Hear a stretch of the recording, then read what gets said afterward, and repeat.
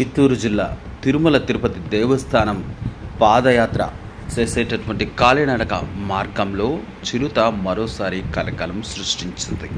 చిరుత ఇలా CC ఫుటేజ్లో చూడటంతో forest అధికారులు ప్రయాణికులను అలాగే దేవదర్శనానికి వచ్చేటటువంటి కాలినడక దారిలో వచ్చే భక్తులను అప్రమత్తం చేశారు. కాలినడకలో వచ్చే వారందరూ ఖచ్చితంగా తగినటువంటి జాగ్రత్తలు తీసుకుని ఈ దారిలో రావాలని సూచించారు. అలాగే కాలినడకలో వచ్చేవారు కాలినడక మార్గాన్ని కొద్ది రోజుల పాటు అవాయిడ్ చేస్తే మంచిదని సూచన చేశారు. అప్రమత్తంగా ఉండాలని అన్నారు.